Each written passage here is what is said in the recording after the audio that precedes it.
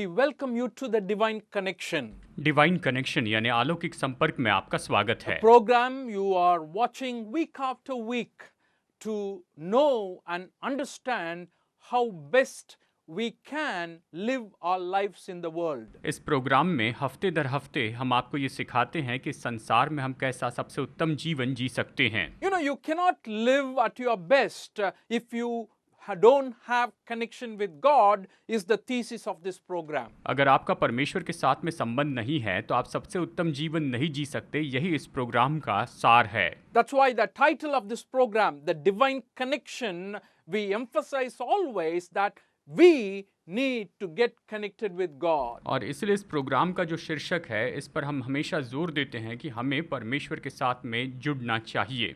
Do you believe that God is interested in connecting with you? हम ये विश्वास करते हैं कि परमेश्वर आपके साथ में जुड़ने में दिलचस्पी लेते हैं। However, it is our responsibility and we need to make a choice.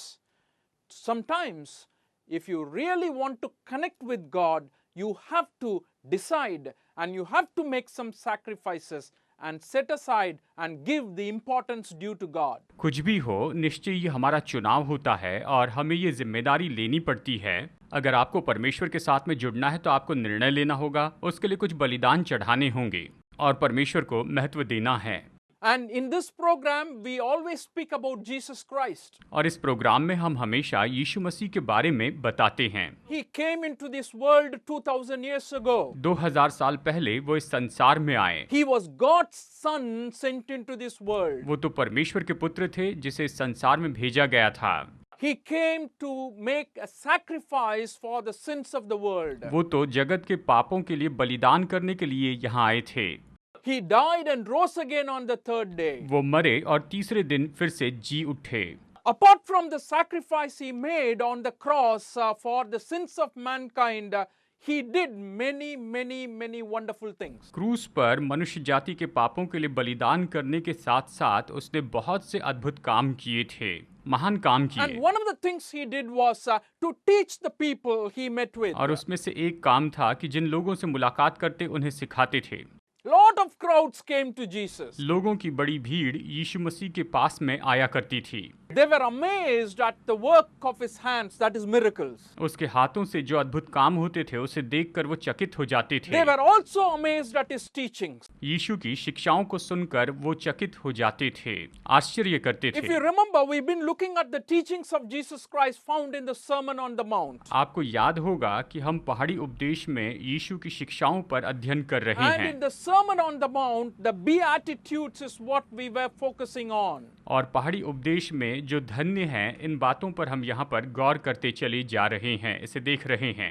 And Jesus Christ taught how we should live our lives. और यीशु मसीह ने सिखाया कि हमें अपना जीवन कैसे जीना He चाहिए। did not teach for a religion, उसने किसी धर्म के लिए उपदेश नहीं दिए, but he taught different things for life. उसने जीवन की अलग अलग बातों के बारे में सिखाया है। So, looking at the Sermon on the Mount and the Beatitudes, which really means blessed or happy, and we have covered 6 of them so far. और जबकि हम ये पहाड़ी उपदेश देख रहे हैं, इसमें जो धन्य हैं, इस पर हम मनन कर रहे हैं। इनमें से 6 बातों को हमने देख लिया है, इसमें से 6 पॉइंट्स को हमने देख लिया है। And we saw, blessed are the poor in spirit, for theirs is the kingdom of heaven. हमने देखा धन्य हैं वे जो मन के दीन हैं, क्योंकि स्वर्ग का राज्य उन्हीं का है।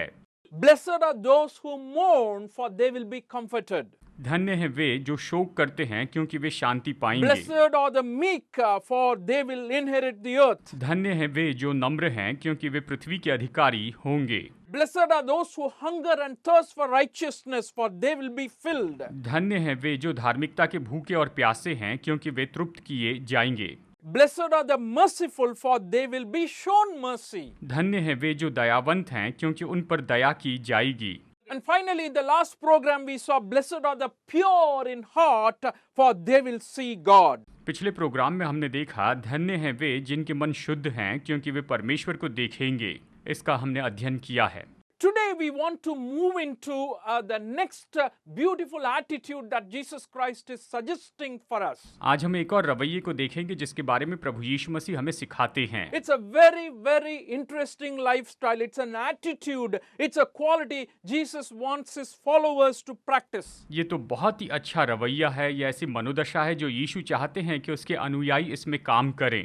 In Matthew chapter 5 verse 9, let me read it for you. It says, "Blessed are the peacemakers, for they will be called children of God." मत्ती अध्याय 5 वचन 9 कहता है, धन्य हैं वे जो मेल मिलाप कराने वाले हैं, क्योंकि वे परमेश्वर के पुत्र कहलाएंगे। Again, I want to say this. Listen to me very carefully. Blessed are the peacemakers. मैं फिर से कहना चाहता हूँ, गौर से सुनिए, धन्य हैं वे जो मेल मिलाप कराने वाले हैं।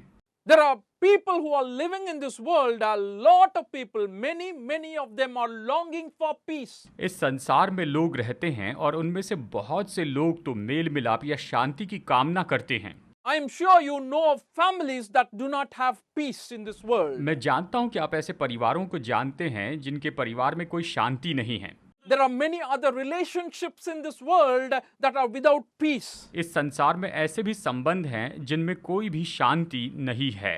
We talk about peace in the nations. हम अक्सर देशों के बीच में शांति हो इसके बारे में भी चर्चा करते हैं। So, looking at all this, we need peace. Nations need peace. People need peace. But what Jesus is saying, who can bring peace? अब ये सब कुछ देखते हुए हम जानते हैं कि लोगों को शांति चाहिए, देशों के बीच शांति चाहिए, लेकिन यीशु क्या कहते हैं, शांति कैसे आएगी, यानी शांति या मेल मिलाप किस तरह से आएगा। You can be a part of it. आप इसके भागी हो सकते हैं। That's why he's saying, blessed are the peacemakers. और इसीलिए वो कहते हैं कि धन्य है वे जो मेल मिलाप कराने वाले हैं। Oh, that is not what we are talking about. देखिए, हम उस जबरदस्ती की शांति के बारे में नहीं कह रहे हैं। What he's saying is, you and I can become instruments of peace today in the lives of people who are longing for it. वो यही कह रहे हैं कि आप और मैं लोगों के जीवन में शांति लाने वाले हो सकते हैं जो सच में शांति पाना चाहते हैं। उनके लिए हम मेल मिलाप लाने वाले हो सकते हैं। Making peace in the families. परिवार में शांति और मेल मिलाप लेकर आएं। Making peace with God. परमेश्वर के साथ में शांति बनाए रखें। So what we are talking about is not because of the external control or because of fear, अब देखिए, हम ये नहीं कह रहे हैं कि बाहरी नियंत्रण या फिर केवल डर के कारण, but by being a humble spirit and a poor spirit and a clean heart and wanting to help people. लेकिन नम्र होकर, दीन होकर, शुद्ध हृदय से लोगों की मदद करने की इच्छा रखना। A desire to get involved in the lives of people, to give them happiness and joy and peace. ऐसी इच्छा रखना कि लोगों के जीवन में जुड़कर उन्हें शांति, खुशी और आनंद देते चले जाए, ऐसी इच्छा हमें रखनी चाहिए। Looking forward to a peaceable relationship with others. दूसरों के साथ में शांति और मेल मिलाप के संबंध रखने की इच्छा रखना। It is more than what we call as an internally controlled aspect of life. हम ये कहते हैं कि हमारे भीतरी जीवन से नियंत्रण करने वाली ये बात होती है। You know, in the Hebrew language, the word used for peace is shalom. जानते हैं, इब्रानी भाषा में शांति के लिए जो शब्द उपयोग किया गया है वो है shalom. It's translated as the peace intended. It is not just for political peace or economical peace, but more than that, it is the peace of the heart. ये जिस उद्देश्य के साथ उपयोग किया गया वो राजनीतिक शांति या फिर आर्थिक शांति नहीं, लेकिन ये हमारे हृदय की, हमारे दिल की शांति है। इस तरह से इसका उपयोग किया गया है।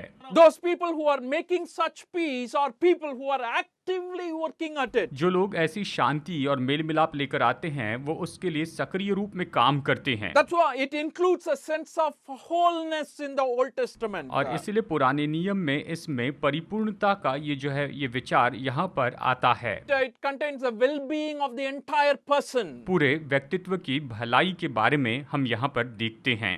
So if you are a peacemaker, you should be concerned about a person's entire well-being. अगर आप मेल मिलाप करने वाले हैं तो आपको उस पूरे व्यक्ति की भलाई के बारे में सोचना चाहिए। That is what Jesus is calling you to do today. यीशु आज आपको बस यही तो करने के लिए बुला रहे हैं। Blessed are the peacemakers. धन्य हैं जो मेल मिलाप कराते हैं। You humble yourself before God and go to seek the good for others. आप खुद को परमेश्वर के सामने नम्र करते हैं और दूसरों की भलाई के लिए जाते हैं। A peacemaker should not be biased. जो मेल मिलाप करवाने वाला हो वो पक्षपाती ना हो। He should not stand for one person whom he or she likes. वो जिस व्यक्ति को पसंद करता है उस केवल एक व्यक्ति की ओर से खड़ा ना हो। Oh, what does it mean today? आज इसका क्या अर्थ Oh, है? a lot of people are longing for peace. बहुत से लोग शांति की कामना करते हैं। How can I be an instrument? कैसे मैं इसमें साधन बन सकता हूँ? Is it possible for me to be a peacemaker? क्या ये संभव है कि मैं मेल मिलाप कराने वाला हो जाऊं? A grand responsibility God has called every person who believes in Him. परमेश्वर ने उस पर विश्वास करने वाले हर एक व्यक्ति को इस बड़ी जिम्मेदारी के साथ बुलाया है। He is not simply calling you, He is going to bless you when you make peace. उसने आपको ऐसे नहीं बुलाया है। जब आप मेल मिलाप कराते हैं तो निश्चय परमेश्वर आपको आशीष देते हैं। So in connection with that, I want to see and say to you how we can be peacemakers. और इसके संबंध में मैं आपको बताना चाहता हूं कि हम कैसे शांति और मेल मिलाप लाने वाले हो सकते हैं। The very first idea I want to show or place before you is this. You can be a peacemaker. सबसे पहला विचार जो मैं आपको यहाँ पर देना चाहता हूँ वो ये है कि आप शांति और मेल मिलाप कराने वाले हो सकते हैं। Why I am saying that and why I am insisting on that is very, very important to note. मैं ये क्यों बता रहा हूँ, इस पर जोर क्यों दे रहा हूँ, इसे जानना तो बहुत ही महत्वपूर्ण बात है। A lot of us feel I'm not worthy to make peace. हम में से बहुत से लोग ये महसूस करते हैं कि हम इस योग्य नहीं हैं कि शांति और मेल मिलाप लेकर आएं। I'm not appointed to make peace. मैं शांति या मेल मिलाप लाने के लिए नियुक्त नहीं किया गया हूँ। I don't have a position where I can make. मेरे पास ऐसा औहदा नहीं है जहाँ पर मैं शांति लेकर आऊं। My dear friends, I'm talking about you. If you want to make peace, if you desire to make peace, then it is possible for you. मेरे दोस्तों, मैं आपको यही बता रहा हूँ कि अगर आप शांति लाना चाहते हैं, शांति की इच्छा रखते हैं, तो निश्चय ही आपके लिए ये संभव हो सकता है। But I want to tell you one thing for that. पहले तो मैं आपको एक बात बताना चाहता हूँ। One important thing which is mandatory, which has to be there in order for you to become a peacemaker. शांति और मेल मिलाप कराने वाले होने के लिए एक महत्वपूर्ण बात तो वहाँ पर होना बहुत ही जरूरी है।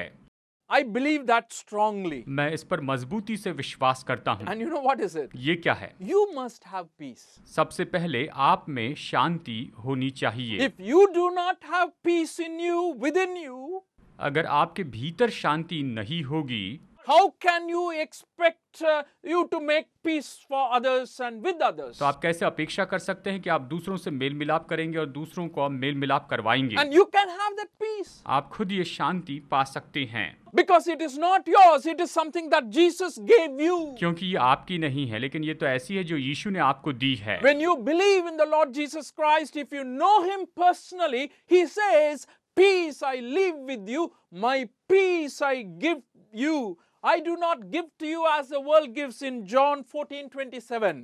यूहन्ना 14:27 में यीशु ने कहा, मैं तुम्हें शांति दिए जाता हूँ, अपनी शांति तुम्हें देता हूँ, जैसे संसार देता है मैं तुम्हें नहीं देता, तुम्हारा मन व्याकुल न हो और न डरें। He gives His peace to you. What does it mean? वो आपको अपनी शांति देता है, इसका मतलब क्या है? That means when you trust in Him, the confidence is there, the fear is gone, the worries are gone, because He assures you to take care of you in this world and in the world to come. इसका मतलब ये है कि जब वो अपनी शांति आपको देता है तो आपके भीतर का डर और व्याकुलता चली जाती है। वो आपको शाश्वती देते हैं कि इस संसार में और अगले संसार में वो आपकी देखभाल करेंगे, वो आपको संभाले रखेंगे। So if you believe in Jesus, you can become a peacemaker. अगर आप यीशु पर विश्वास करते हैं तो आप मेल मिलाप कराने वाले हो सकते हैं। You're qualified for that. आप उसके लिए योग्य होते हैं। In fact, Bible is advising all of us to be at peace with all men. Bible हमें सलाह देती है कि हम सब मनुष्यों के साथ मेल मिलाप से रहें, शांति में रहें। In the book of Romans, chapter 12, verse 18, Romeo अध्याय 12 वचन 18 ये कहता है, it says, there is a condition. If it is possible, as far as it depends on you, live at peace with everyone. ये कहता है जहाँ तक हो सके तुम भरकर सब मनुष्यों के साथ मेल मिलाप रखो। यानी शांति बनाए रखो। If it is possible, that means it's saying try your level best. ये कहता है जहां तक हो सके, मतलब तुम हर तरह से कोशिश करते रहो। And it is possible when you have the peace of Jesus Christ in your heart at the first place, you will be able to make peace for others. ये तो संभव है जब आपके दिल में सबसे पहले प्रभु यीशु की शांति होगी तो आप दूसरों से मेल मिलाप रखेंगे और आप दूसरों का मेल मिलाप कराएंगे। I want to read another very, very important verse. मैं एक और बहुत ही महत्वपूर्ण वचन यहाँ पर पढ़ना चाहता हूँ। It's found in the book of Colossians, where Paul wrote to the church at Colossae, chapter 3, verses 15. ये कुलुसियों की पत्री में पाया जाता है, अध्याय 3 वचन 15 में, जिसे पौलुस ने लिखा है। I very much liked the statement as I was preparing for this message. इस संदेश की तैयारी करते समय ये वचन मुझे बहुत पसंद आया। Very beautifully it says, let the peace of Christ rule in your hearts. यहाँ पर बड़े सुंदर तरीके से कहता है कि मसीह की शांति तुम्हारे हृदय में राज्य करे। Oh, that's why I'm telling you it is possible. और इसलिए मैं आपसे कहता हूँ कि ये संभव है। It is possible for you to become a peacemaker. ये संभव है कि आप मेल मिलाप लाने वाले हो। But the second element that is very important is when you do that, you require sacrifice and humility on your part. यहाँ पर दूसरी महत्वपूर्ण बात ये है कि जब आप ऐसा करते हैं तो आपको बलिदान करना होगा और दिल की, मन की बड़ी नम्रता के साथ में, दीनता के साथ में इसे करना होगा। Peacemaking requires humility. देखिए, मेल मिलाप लाने के लिए नम्रता या दीनता सबसे महत्वपूर्ण है। We should be willing to sacrifice. हमें बलिदान करने की इच्छा रखनी होगी। That's why, the verse we read is interesting. Make every effort. Hebrews chapter 12, verse 14 says like this, make every effort to live in peace with all men and to be holy. Without holiness, no one will see the Lord. इब्रानियों अध्याय 12 वचन 14 कहता है, सबसे mail मिलाप रखो और उस पवित्रता के खोजी हो जिसके बिना कोई प्रभु को कदापि न देखेगा। इस तरह से बड़े सुंदर रीति से बताता है। So that's what he's saying. Make every effort. ये कहता है कि इसके लिए तुम हर संभव प्रयास करो। When you are making that effort, sometimes you will be disappointed. जब आप ये कोशिश करते हैं तो कई बार आप निश्चय ही निराश हो जाएंगे। Because those two people whom you are trying to make peace with or peace for is not cooperating with you. क्योंकि जिन व्यक्ति के साथ में आप मेल मिलाप करना चाहते हैं या जिनका मेल मिलाप करवाना चाहते हैं वो आपको सहयोग नहीं देते हैं, वो अलग रहते हैं। The two families may not cooperate. शायद दो परिवार सहयोग न दें, Those two individuals may be very rebellious. या दो व्यक्ति जो है वो बहुत बलवा करने वाले हो। But Bible is saying live in harmony with one another. लेकिन बाइबल कहती है कि एक दूसरे से मेल मिलाप रखो, Make peace. मेल मिलाप रखो। And 1 Peter chapter 3 verses 10 and 11 is interesting. पहला पत्रस अध्याय 3 वचन 10 और 11 बहुत दिलचस्प है। Whoever would love life and see good days must keep his tongue from evil and his lips from deceitful speech. He must turn from evil and do good. He must seek peace and pursue it. जो कोई जीवन की इच्छा रखता है और अच्छे दिन देखना चाहता है, वो अपनी जीभ को बुराई से और अपने होठों को छल की बातें करने से रोके रहे। वो बुराई का साथ छोड़े और भलाई ही करे। वो मेल मिलाप को ढूंढे और उसके यत्न में रहे। So the biblical idea of what Jesus is calling us for is to be actively involved in it. देखिए, बाइबल का विचार यानी जिसके लिए हमें यीशु बुला रहे हैं कि हमें इसमें सक्रिय रूप में जुड़ना है। It means surrendering to God more than anything else. इसका मतलब बाकी सबसे बढ़कर परमेश्वर को समर्पित हो जाना है। Surrendering to God to bring peace. शांति लाने के लिए परमेश्वर को समर्पित हो जाना है। And we don't think about destroy our enemies, Lord. Rather, we give ourselves over to God and in the attitude of humility and forgiveness, asking God to make peace. हम ये नहीं कहते कि हमारे शत्रु को नाश कर दीजिए प्रभु जी, लेकिन खुद को प्रभु को समर्पित करते हैं और मेल मिलाप कराना चाहते हैं। Friends, it is a struggle. दोस्तों, ये कश्मकश है। Are you someone who have tried all your life and many times to make peace among people? क्या आपने अपने जीवन में दूसरे लोगों के साथ में मेल मिलाप कराने की कोशिश की है? And have you succeeded? क्या आप उसमें सफल हुए हैं?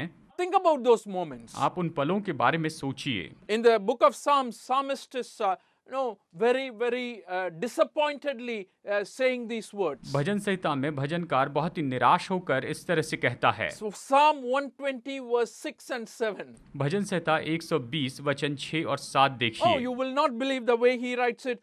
Too long have I lived among those who hate peace. आप विश्वास नहीं कर पाएंगे, वो कहता है बहुत समय से मुझको मेल के बैरियों के साथ बसना पड़ा है। I have lived too long and these people are hating peace. मैं काफी समय से इन लोगों के साथ में रहता हूँ और ये तो शांति से बैर रखते हैं। And he says, I am a man of peace in the next verse, Psalm 127. I am a man of peace, but when I speak, they are for war. अगले वचन 7 में कहता है, मैं तो मेल चाहता हूँ परंतु मेरे बोलते ही वे लड़ना चाहते हैं। इस तरह से वो बताता है। These are the struggles, friends, we are facing in making peace. शांति और मेल मिलाप करवाने के लिए हम इन कश्मकश का सामना करते हैं दोस्तों। But I want to tell you, God is with you. मैं आपको बताना चाहता हूँ परमेश्वर आपके साथ हैं। When you are trying to follow His guidelines, His commandments, His principles, definitely His power is working in you to fulfill the commands. जब आप उसके मार्गदर्शन में चलते हैं, उसकी आज्ञाओं के अनुसार चलते हैं, तो उसकी आज्ञाओं को पूरा करने के लिए उसकी सामर्थ काम करती है, वो आपके साथ होती है। You know why? He is the peacemaker for all of us. क्योंकि वही तो हम सब के लिए मेल मिलाप लाने वाले हैं। उसी ने हम सब के लिए शांति लाई है। And that's why he's saying, blessed are the peacemakers. And because he made peace for us. इसलिए वो कहता है कि धन्य है वे जो मेल मिलाप कराने वाले हैं, क्योंकि उसने हमारा मेल मिलाप किया है। Perhaps you are someone who is thinking, how did he make peace for me? शायद आप सोच रहे होंगे कि उसने मेरे लिए मेल मिलाप कैसे कराया है। Well, Bible very clearly says he made peace between us and God.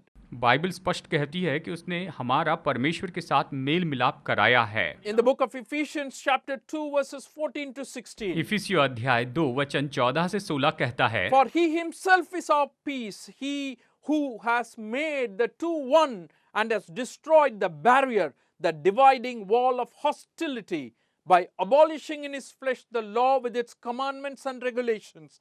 His purpose was to create in himself one new man out of the two, thus making peace, and in this one body to reconcile both of them to God through the cross, by which he put to death their hostility. क्योंकि वही हमारा mail है जिसने दोनों को एक कर दिया और अलग करने वाली दीवार को जो बीच में थी ढा दिया, और अपने शरीर में बैर अर्थात वो व्यवस्था जिसकी आज्ञाएं विधियों की रीति पर थी मिटा दिया, कि दोनों से अपने में एक नया मनुष्य उत्पन्न करके मेल करा दे, और क्रूस पर बैर को नाश करके इसके द्वारा दोनों को एक देह बनाकर परमेश्वर से मिलाए, यानी एक देह बनाकर परमेश्वर से मिलाए। Friends, I want you to know, when we have sinned and went away from God, we were at war with God. We were at enmity with God. मेरे दोस्तों, मैं बताऊं, जब हमने पाप किया हम परमेश्वर से दूर चले गए, हम परमेश्वर से लड़ रहे थे, परमेश्वर के शत्रु थे। For us to go near God, we needed someone to make peace. हम परमेश्वर के पास जाए, इसके लिए जरूरी था कि कोई हमारा उससे मेल मिलाप कराए, And Jesus Christ did that. और यीशु मसीह ने ऐसा किया। That is what these verses are teaching us. ये वचन हमें यही तो सिखा रहा है। If you're someone who believes in the Lord Jesus Christ, अगर कोई यीशु पर विश्वास करता है, oh, praise the Lord, because you have peace with God. तो प्रभु की स्तुति हो, क्योंकि आपका परमेश्वर से मेल मिलाप हो गया है। If you're someone who is needing peace today, अगर आप ऐसे व्यक्ति हैं जिन्हें आज शांति और मेल मिलाप की जरूरत है, still I want to tell you, this Jesus can offer that peace to you. मैं आपको बताना चाहता हूं कि ये यीशु आपको ये शांति देना चाहते हैं। He has already accomplished that on the cross of Calvary. उसने कलवरी के क्रूस पर इससे पहले ही हासिल कर लिया है। You just believe, yes, Jesus, I want to be close to you and I want to be close to God. आप बस विश्वास कीजिए और कहिए, यीशु मैं आपके और परमेश्वर के करीब रहना चाहता हूं। Definitely His peace will be there for you. निश्चय ही उसकी शांति आपके लिए होगी, And you can be a peacemaker too. और आप भी मेल मिलाप करवाने वाले हो सकते हैं। After experiencing that peace from Jesus, यीशु से ये शांति अनुभव करने के बाद, friends, you will enjoy that peace and share it with others and be an instrument of peace in the lives of many, many people. दोस्तों, आप इस शांति का आनंद उठाएंगे और इस योग्य होंगे कि बहुत से लोगों के जीवन में ये शांति लेकर आए, मेल मिलाप लेकर आए। आप ऐसे बन जाएंगे। You know, as I was preparing this, I was thinking of the Nobel Prize for Peace. जैसे मैं संदेश की तैयारी कर रहा था तो मैं शांति के लिए नोबेल पुरस्कार के बारे में सोचने लगा। Last year it was offered to World Food Program, a wing of United Nations. पिछले साल ये यूनाइटेड नेशन के एक विंग वर्ल्ड फूड प्रोग्राम को दिया गया। I began to think in my heart, मैं अपने दिल में ये सोचने लगा, I think Jesus should be given Nobel Prize every day मैं सोचता हूँ यीशु मसीह को प्रतिदिन नोबेल पुरस्कार देना चाहिए, because he made peace for mankind with God, and he made peace between man and man because of his love. क्योंकि यीशु मसीह ने मनुष्य का मेल मिलाप परमेश्वर के साथ कराया है और मनुष्य से मनुष्य के बीच में भी उसने मेल मिलाप कराया है। उसने मनुष्य का मनुष्य से मेल मिलाप कराया है। इस तरह से उसने शांति लाई है। He is God of peace. वो शांति के परमेश्वर हैं। I want to close with this one verse, a very short verse. एक बहुत ही छोटा वचन मैं बताकर संदेश खत्म करना चाहता हूँ। Romans 15:33. रोमियो अध्याय 15 वचन 33। The God of peace be with you all. शांति का परमेश्वर तुम सबके साथ रहे, इस तरह ये कहता है। Amen. Amen. God bless you. परमेश्वर आपको आशीष दे।